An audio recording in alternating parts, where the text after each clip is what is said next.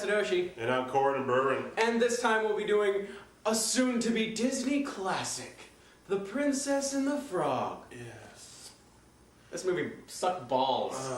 It was awful. Bad. You know, it's just Disney. It sucked balls. Disney and balls. their princess franchise decided, balls. we have, a lot of people are saying, I don't. It sucked balls. It was bad. It was just bad. It wasn't the best, and it wasn't the worst, but it was bad. It was nothing. Balls. Thank you. It wasn't good. Right. The characters were boring. The story was blatantly ripped off from every other Disney princess movie, and I like those movies. Snow White was good. The Sleeping Beauty was good. But they decided they needed an African-American princess. You had an Arab princess. And that wasn't good enough. Shut up. That was good, all right? You did the Arab princess thing good. But when you said, sorry Disney, when you said, we'll go to Louisiana and make us a black princess out of Louisiana, even I think that's a little touchy or racist. You might as well just fucking go to Africa. No, at least the African storyline would have been good. We already been to sort of Africa. It was called Lion King. Yeah, but that was animals. Yeah, but still, it was a new location. You can't pick the same location twice. Yeah, you can. Excuse me, they picked the same location a million times. Alright, but yeah, it was basically, they needed some... Ethnicity. Yeah, there we go, that's the word. Diversity. Diversity. Ethnicity. Black. They needed some color in there. There's a lot of white princesses. Right. Needless to say, there's a lot of white princesses. And Disney's like, well, here's what I wish Disney would have thought. Well, you know what? We really don't have that many other races as princesses. Maybe it would be nice if, the other races had some Disney princess to look up to and say, you know what? I want to be that princess. And you know what? As gay as that sounds, that's something little kids do. They dream. It's like, I want to be that princess. Yeah. It's like, that's fine. Well, the princess franchise is becoming a monster. It is a monster already. But let's put it this way. It's like, if Disney had thought of it like that, this would have been a better movie because they would have put some effort into it. In reality, what Disney said, hey, you know what we haven't made money off of yet? Princesses. Devils. So they decided to throw a new princess so they can basically just throw a shitload of advertising saying, hey, buy all this stuff. We got a new princess. So, yeah, you might want to put her in your collection of other princesses. The thing is, Disney has gone retarded with their princess line. So much so that there's clothes, of course there's dolls, there's board games, there's video games. Costumes. What's really terrifying is Tokyo Pop. If you're a nerd and an anime fan, then you'll know that there is a Disney princess manga produced by Tokyo Pop. Now, sad but true. I read a couple pages of the first volume of that inside of a Borders. Sounds alright. You okay? Wow, you got a good crack out of it. Well, needless to say, we're going. Yeah, we'll tell a little bit. We'll tell a little bit about the story. Now, as typical, you got like a family, and you got them. You got the kid. Right, you got the kid, and you got that fairy tale thing. And it's like well, if you wish hard enough, then all your dreams will come true. Now, if this was a normal Disney movie, that would be correct. But since this is a bad Disney movie, that's a lie. No, they wanted to stray off that path for a little bit. So instead of the princess being like, the ending's the same. What? It's the same. It's the same. But it's sort of to fuck with you. They're trying to say this is going to be different. Never mind. Different. No. But they go no. So the princess is like, wait, no, I don't want to wish upon a star and all that. I want to work for it. I want to work, do double shifts, and then I get what I want. See, that's the real message. And unfortunately, that's not the message Disney wanted people to learn, which is sad. The real message is you should work for what you have and be happy with it. That's what the real message should have been. That's what work with what you got and make something of it. Right. See, that was supposed to be the message. About halfway through the movie, that message gets shot in the face. Sorry. Shot. Bam. continue. I don't know if I can.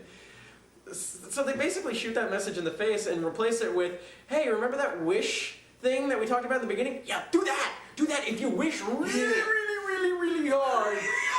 Then all of your dreams will come true. Imagination.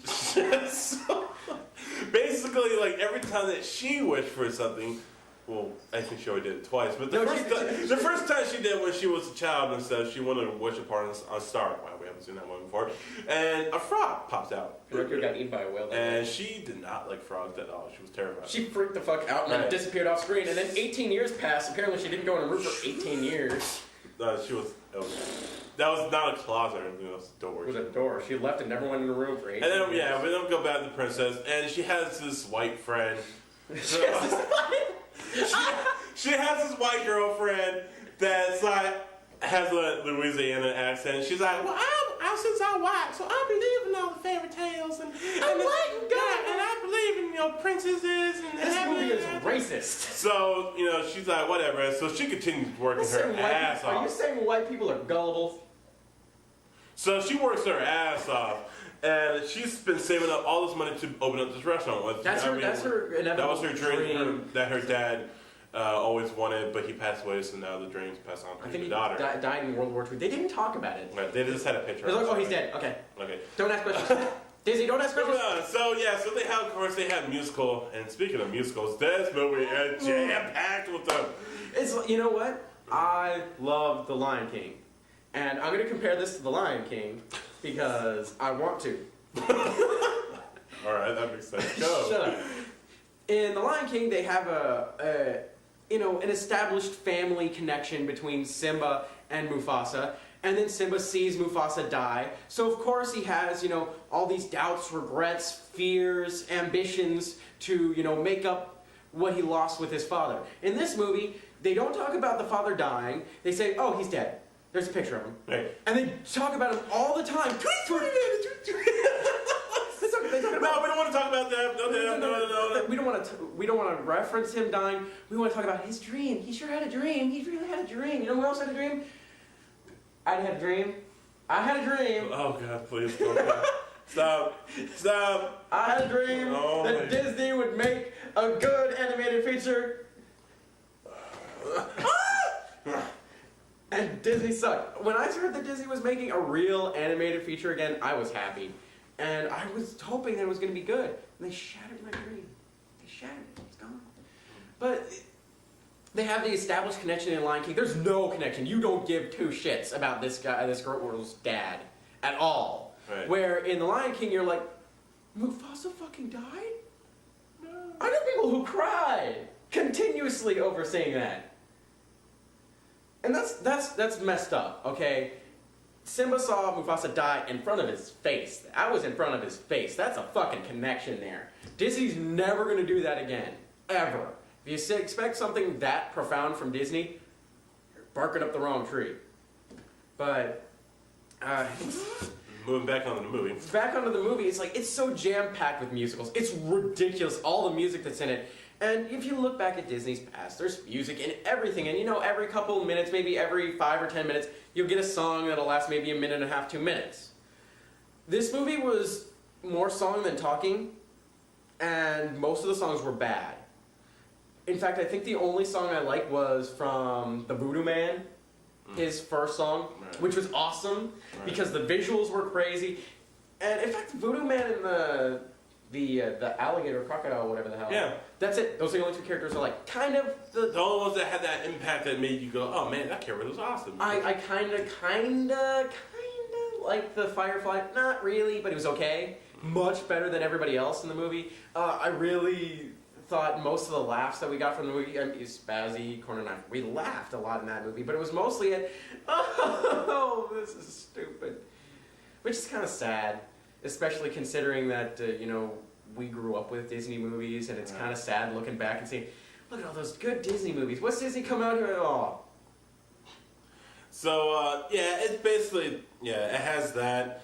But it had that, once again, with the princess, they try to cover it up, saying that, no, it's not about, making wishes and fairy tales and all that stuff. But in the end, it turns into the same thing, and they lost that during like around the second act and stuff when they had that that romantic thing on on the pond, kind of like Little Mermaid and that kiss a girl scene.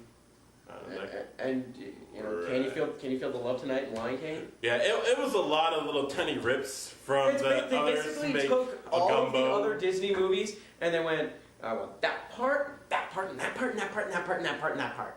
And then take all the songs from all of them and then mush them together and turn it into one long song. And that's The Princess and the Frog. No real redeeming qualities. The voice cast was subpar. Well, like I said, I guess the Voodoo Man's voice is pretty much the only voice I really like. He had a good villain. That was a villain voice. And I was like, as soon as I was like, yes, this is a villain voice. I was really happy about it. It's like, not since, God, I keep referencing fucking Lion King, because that was the last good one I remember. Scar. Scar had the villain voice of, like, almost all of it. Like, Jafar. Jafar had a fucking villain voice. When you can really get behind a villain, when they have that powerful, overwhelming laugh and that cackle behind it, that's a fucking villain. And Disney's full of great villains. Mm-hmm. And this one had another good villain in a shitty, terrible movie. Oh, it was bad. It wasn't terrible. The kids will love it because it's Disney. It's like, look at it. Oh, well, don't show them the scary fucking parts. When the Voodoo Man starts making shadows go out and eat other shadows and shit, fucking terrifying. We all kind of sat there and looked at each other. It's like,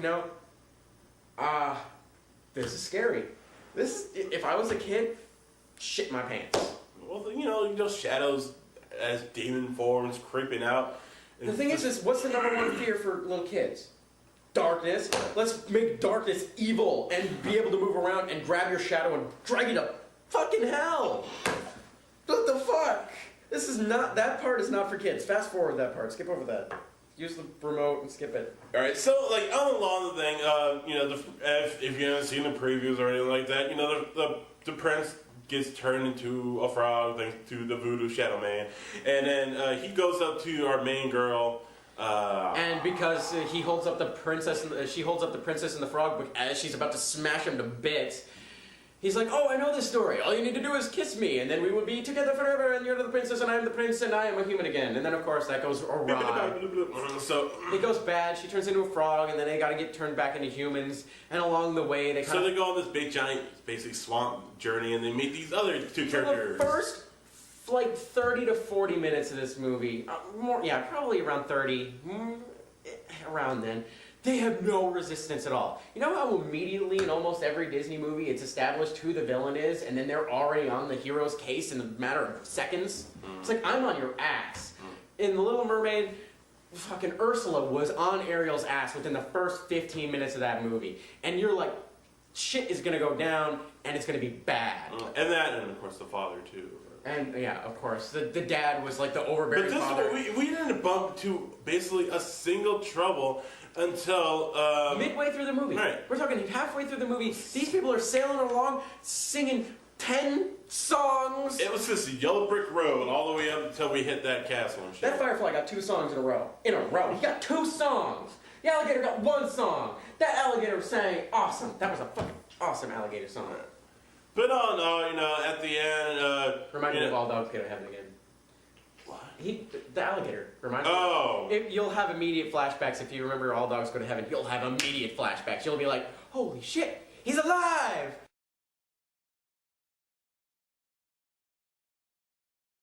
Except he's not all gay looking. He's still pretty gay though. I mean, that voice. That's him. It's definitely him. But anyway, going back, at the end, it's like, it turns to that thing, it's like, all right, oh yes, I know what I want now. But then it's like, oh no, I've been deceived. But, oh wait, I haven't been deceived. And what I wanted all along was right in front of me. Oh. All of these past 24 hours. Right, so we meet all these casts that kind of just come and go. They kind of disappear in there. Right. The good lines of this movie are not delivered by the main characters. You're really looking at the side characters to bring this movie in from shady status to watchable. Mm-hmm. And they do try. If it was an entire movie about the alligator or the voodoo man, be on fucking board for that. But no.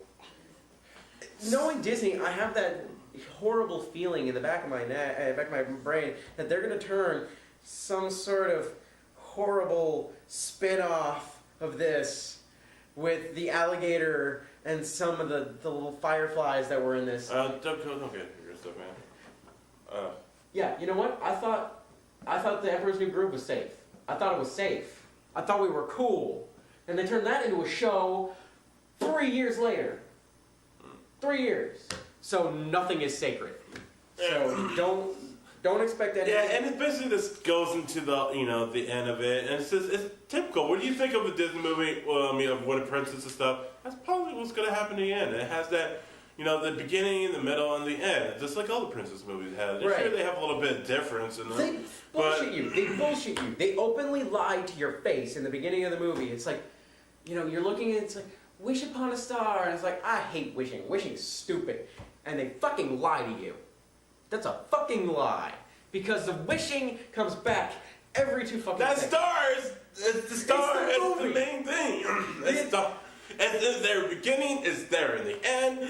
That star is fucking mocking you the entire movie. It's like, hey, guess what? They're gonna wish on me, and they are. They're gonna wish on it because it's a fucking star, and this is a Disney movie. Disney bullshits you into believing that, no, don't worry, we actually went the extra mile. We made this different. This is all brand new. We gotcha.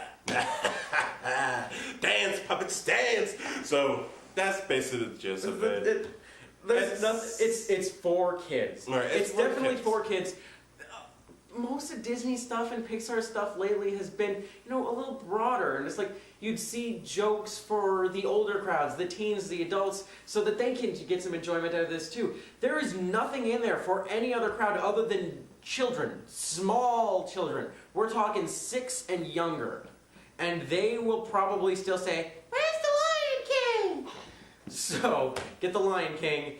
Get all the other Disney movies. But get The Little Mermaid, get Aladdin, get those, play them for your kids, play them for your nieces, nephews, and shit like that. If you read all the other Disney movies, then just throw this on. That was distracting for a couple hours. Seconds before they get bored of this movie and then go paint the walls. Oh, come on. In rebellion of this terrible movie. No, Home on a Range. Alright, so that's basically it. So, Home on the Range. yeah, like I said, it was a good movie. I mean, it wasn't the worst movie. It wasn't the best movie. It was low par. It was just average. I'd say it's a notch above Home on the Range. Boop. So Home on the Range. until that, you wanna? I hate Home on the Range. You alright, man? No, I'm good. Like acid reflux or something. That's probably another. That's Home on the Range. Yeah, that's probably another thing you want to probably talk about, but not really, because. I want to talk about Home on the Range. I don't want to talk about it. Come on, you sometimes gotta let out these emotions you have in your. No. I'm not gonna do Home on the Range. All right, well, fine. I don't want to. Don't do a Home on the Range. Then I'm just saying you gotta express yourself. So get that hate or whatever. It's a horror. So until next time, we'll see you at the movies. Later, bitches. Yeah, later. There it is then. 3 dairy cows who've never been off their farm are to scour the entire West for a wanted outlaw, bring him in and collect the $750 reward all in less than 3 days. What?